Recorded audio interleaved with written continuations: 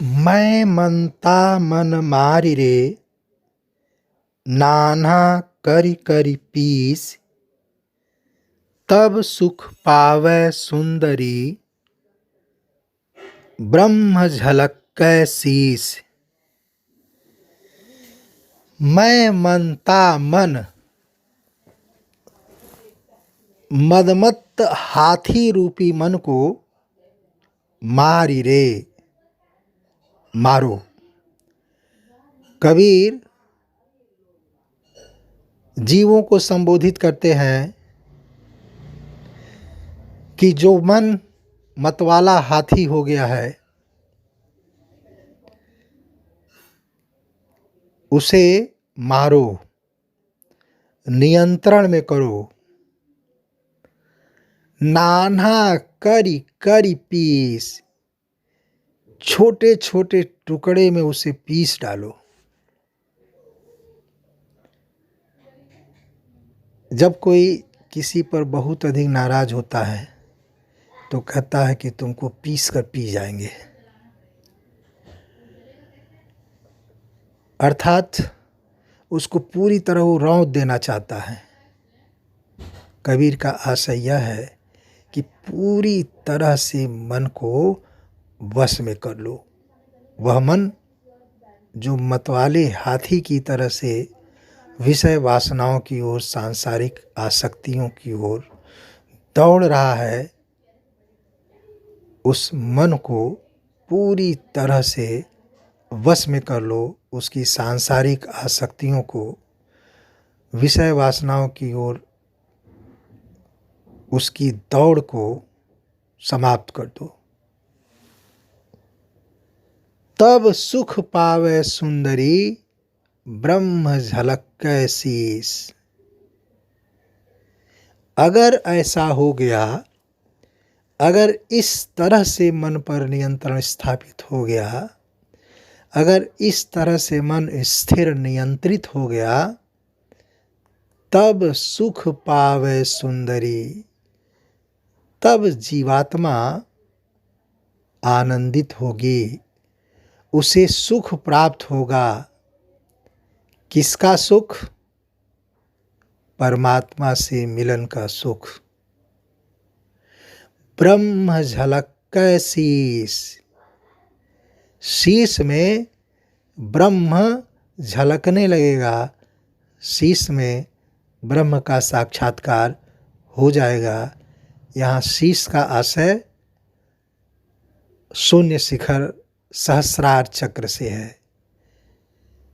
कबीर कहना यह चाहते हैं कि सहस्रार चक्र में ईश्वर का साक्षात्कार तभी होगा, जीवात्मा को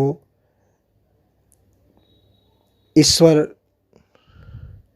का अनुभव तभी हो पाएगा, जीवात्मा परमात्मा से तभी मिल पाएगी जब मन पूरी तरह से नियंत्रित हो जाएगा। रूपक अलंकार के माध्यम से कबीर ने पुनः मन पर नियंत्रण बनाने की कोशिश की है और ईश्वर के साक्षात्कार के लिए मन पर नियंत्रण की शर्त बताई है। भगति दुआरा संकड़ा, राई दसवै मार। मन तो मैगल होय रहया, क्यों कर सकै समाय। भगति दुआरा संकड़ा, यहाँ कबीर भक्ति की कठिनाई की ओर संकेत कर रहे हैं। भक्त की साधना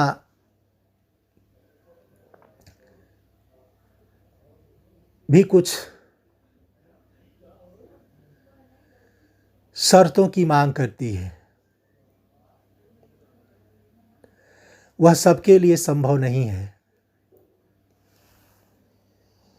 भक्ति द्वारा संकुड़ा, भक्ति रूपी द्वार अत्यंत संकरा है, सूक्ष्म है, कबीर उदाहरण देते हैं उसकी सूक्ष्मता को बताने के लिए, अभिव्यक्त करने के लिए कबीर एक मूर्त उदाहरण देते हैं, उपमान रखते हैं। राई 10वें माह, राई के 10वें हिस्से के बराबर जैसा सूक्ष्म है भक्ति का द्वार। तो जाहिर सी बात है कि इतने सूक्ष्म द्वार से वैसा ही कोई सूक्ष्म अंदर प्रविष्ट हो पाएगा। भक्त के मार्ग पर वैसा ही कोई जा पाएगा। मन तो मैगल हो रहा, और स्थिति क्या है कि मन तो पागल हाथी हुआ जा रहा है, मदमस्त हाथी हुआ जा रहा है। क्यों कर सके समाय, कैसे वह उस भक्ति के सूक्ष्म द्वार में समा सकता है। अर्थात जब तक मन पागल हाथी की तरह से, मदमस्त हाथी की तरह से विषय वासनाओं की ओर घूमता फिरता रहेगा, सांसारिक आसक्तियों में पड़ा रहेगा, तब तक भक्ति के रास्ते पर चलना किसी जीव के लिए संभव नहीं है।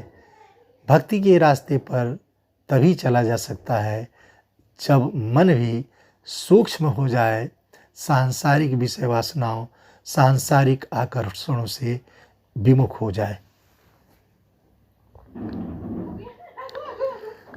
काया देवल मन धजा, विषय लहरी फहराय, मन चाल्या देवल चले, ताका सर्वस जाय।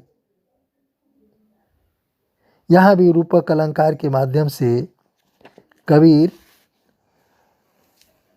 मन की ओर से सचेत रहने की बात कर रहे हैं। काया देवल, शरीर देवालय की तरह से है, मंदिर की तरह से है। मन ध्वजा, मन उस पर लगे हुए ध्वज की तरह से है।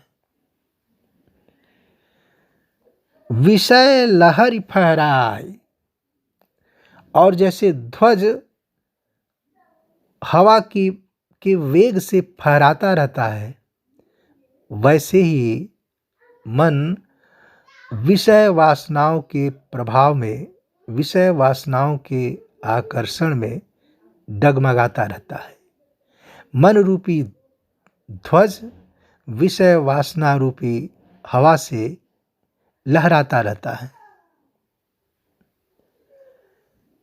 मन चाल्यो देवल चले, लेकिन अगर मन के चलने से देवालय भी चलने लगे, मन के डगमगाने से शरीर भी डगमगाने लगे,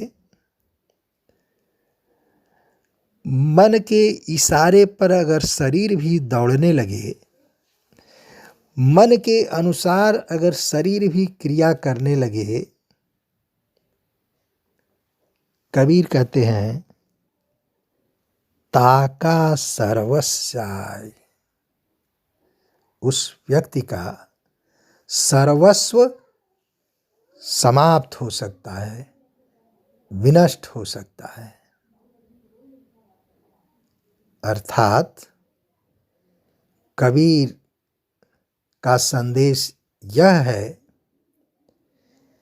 कि मन पर पूरी तरह से नियंत्रण स्थापित करने की जरूरत है, और उस प्रक्रिया में इस बात की सर्वाधिक जरूरत है कि मन के इशारे पर शरीर, इंद्रियां नाचती न फिरें, मन के कहने में न आ जाए, मन के चलाने से न चलें, मन के इशारे पर काम न करें। तभी व्यक्ति की आध्यात्मिक उन्नति संभव है, अन्यथा उसका सर्वस्व नाश निश्चित है। यहाँ कबीर एक तरह से जीवों को मन पर नियंत्रण बनाए रखने के लिए चेतावनी देते हैं।